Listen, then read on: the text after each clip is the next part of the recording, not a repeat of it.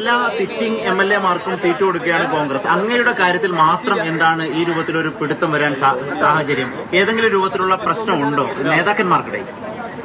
എനിക്ക് നേതാക്കന്മാരുടെ ഇടയിലുള്ള പ്രശ്നങ്ങളൊന്നും എനിക്കറിയില്ല. അപ്പൊ എനിക്ക് സീറ്റ് തരില്ല എന്ന് പറഞ്ഞിട്ടില്ല. 19-50 എല്ലാവർക്കും സീറ്റ് കൊടുക്കും. എന്റെ സീറ്റ് മാറ്റി വെച്ചിരിക്കുന്നതിൽ അത് പരിഹരിച്ചിട്ട് ഏത് അന്വേഷണവും നടത്തട്ടെ. അല്ല, മറ്റാരെങ്കിലും പരിഗണിക്കുന്നതിൽ തെറ്റൊന്നുമില്ല. പക്ഷെ എന്റെ അയോഗ്യത എന്ത് എന്ന് പാർട്ടി പരിശോധിക്കണം. എന്റെ കേസുമായി ബന്ധപ്പെട്ട മുഴുവൻ ഫയലും ഞാൻ കൊടുത്തിട്ടുണ്ട്. മുഴുവൻ പരിശോധിക്കാം, പത്രക്കാർക്കും പരിശോധിക്കാം. ഞാൻ നീതിക്ക് വിരുദ്ധമായിട്ടുള്ള ഒരു കാര്യം എന്റെ ജീവിതത്തിൽ ചെയ്തിട്ടില്ല. ഞാൻ ഏറ്റവും താഴെത്തട്ടിൽ നിന്ന് കഷ്ടപ്പെട്ട് ഉയർന്നു വന്ന ആളാണ്. ഒരുപാട് ബുദ്ധിമുട്ടിയിട്ടുണ്ട്. ഞാൻ ഒരു പത്ര ഏജന്റ് ആയിരുന്നു, ഓട്ടോറിക്ഷ ഡ്രൈവറായിരുന്നു, ട്യൂഷൻ ക്ലാസ് എടുത്തിട്ടുണ്ട്, പള്ളിയിൽ മണിയടിച്ചിട്ടുണ്ട്, ക്ലർക്കായിരുന്നു. അങ്ങനെ എല്ലാ ജോലിയും ചെയ്ത് ജനങ്ങളുടെ മുൻപിൽ ഉയർന്നു വന്ന ഒരാളാണ് ഞാൻ. ഒരു നേതാവായിട്ട് പോലും എന്നെ ആരും കരുതേണ്ട കാര്യമില്ല. ഞാനൊരു പാർട്ടി പ്രവർത്തകനാണ്. ഏത് പാർട്ടി പ്രവർത്തകർക്കും ഈ മണ്ഡലത്തിലെ കോൺഗ്രസുകാർക്കല്ല, ഏത് പാർട്ടിക്കാർക്കും ഏത് സമയത്ത് വിളിച്ചാലും ഓടിയെത്തുന്ന ഒരാളാണ്. ഒരു ഫോൺ കോൾ അറ്റൻഡ് ചെയ്യുന്ന ആളാണ്. ഇന്ന് മാത്രമേ നിങ്ങളുടെ ഫോൺ കോൾ അറ്റൻഡ് ചെയ്തിട്ടുള്ളൂ ഇന്ന് ഈ സമയത്ത്. കാരണം നിങ്ങളെല്ലാം വിളിച്ച് പറയുന്ന കാര്യങ്ങൾ പറയേണ്ടതില്ലല്ലോ. അവസരം കിട്ടുമ്പോൾ ഒരുമിച്ച് പറഞ്ഞാൽ മതിയല്ലോ എന്നുള്ളതാണ്. ഒന്നുമില്ല. എല്ലാ സഭകളും എനിക്ക് അനുകൂലമാണ്.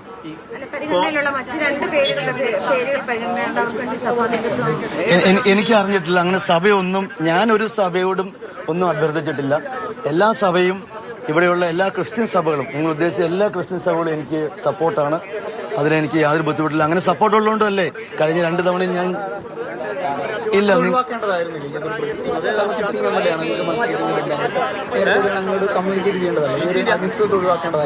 അല്ല, കോൺഗ്രസ് പ്രസ്ഥാനത്തില് ചർച്ചകൾ തുടങ്ങിയിട്ടല്ലേ ഉള്ളൂ. നമ്മൾ ചർച്ച തുടങ്ങിയിട്ടേ ഉള്ളൂ. പ്രതിപക്ഷ നേതാവിന്റെ പൊതുയുഗ യാത്ര നടന്നതിന് ശേഷമുള്ള ചർച്ചകൾ ആരംഭിച്ച ചർച്ച മുന്നോട്ട് പോകുന്നുള്ളൂ. ഫസ്റ്റ് ദിവസമേ ആയിട്ടുള്ളൂ. അതുകൊണ്ട് സ്വാഭാവികമായിട്ടും ഇനിയിപ്പോ ചർച്ച നീണ്ടാലും അവസാന സീറ്റ് എന്നാൽ പോലും ഞാൻ വലിയ ലീഡിന് ജയിക്കും. അങ്ങക്ക് എന്താണ് അയോഗ്യത എന്നാണ് പൊതുവിൽ കാണുന്നത്? അല്ല, എന്റെ അയോഗ്യതകൾ ഞാൻ പറയേണ്ടതല്ലോ. എന്റെ ഗുണങ്ങളും ഞാൻ പറയേണ്ടതല്ല. എന്റെ യോഗ്യതകളും ഞാൻ പറയേണ്ടതല്ല. അത് ജനം വിലയിരുത്തേണ്ടതാണ്. ഏതെങ്കിലും ഒരു ഘട്ടത്തിൽ അങ്ങക്ക് ഏതെങ്കിലും നേതാക്കന്മാരിൽ നിന്ന് ഒരു ഉറപ്പ് ലഭിച്ചിട്ടുണ്ടോ? ഞാൻ ചോദിക്കാൻ കാരണം, നാമനിർദ്ദേശ പത്രിക വ്യാഴാഴ്ച കൊടുക്കാൻ തീരുമാനിച്ചു കഴിഞ്ഞു, പോസ്റ്റർ അടിച്ചു, ഫ്ലെക്സ് അടിച്ചു, അതൊക്കെ നമുക്ക് അറിയുന്ന കാര്യമാണ്. കേരളത്തിലെ മുഴുവൻ നേതാക്കന്മാരും എനിക്ക് അനുകൂലമായിരുന്നു. ബഹുമാനപ്പെട്ട KPCC പ്രസിഡന്റ്, പ്രതിപക്ഷ നേതാവ്, പ്രിയപ്പെട്ട രമേശ് ചെന്നിത്തല, UDF കൺവീനർ, എല്ലാ ആളുകളും. എന്റെ കാര്യത്തിൽ അവർക്ക് എന്നെ അറിയാം. എന്നെ അറിയാവുന്നതുകൊണ്ട് എനിക്ക് അവർ ഉറപ്പ് നൽകിയിട്ടുള്ളതാണ്. അവര് എന്നെ സഹായിച്ചിട്ടുള്ളതാണ്. ഇവിടുന്ന് ഐക്യകണ്ഠേനയാണ് ഞങ്ങൾ 20 MLA-മാരുടെയും പേര് AICC പോയിട്ടുള്ളത്.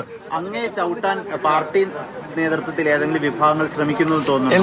എനിക്ക് അങ്ങനെയൊന്നും തോന്നുന്നില്ല. എനിക്കതറിയില്ല. എന്നോടാരും തടയാൻ.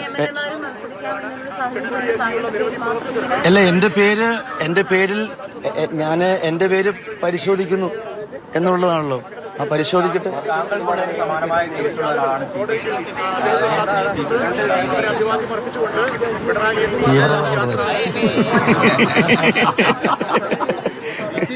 എനിക്കറിയില്ല. എനിക്കറിയില്ല.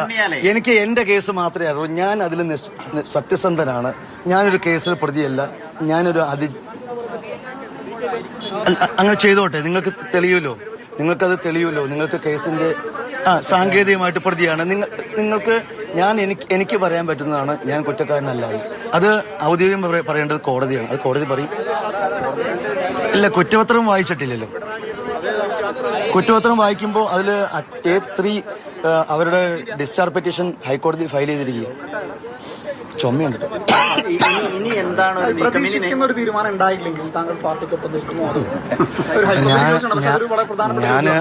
ഞാന് ഇന്ത്യൻ നാഷണൽ കോൺഗ്രസിന്റെ അടിയുറച്ച പ്രവർത്തകനാണ്. എനിക്ക് എന്റെ ലീഡേഴ്സിൽ വിശ്വാസമുണ്ട്. ഞാൻ പ്രതീക്ഷിക്കുന്ന തീരുമാനം ഉണ്ടാവും എന്നുള്ളതാണ് എന്റെ വിശ്വാസം.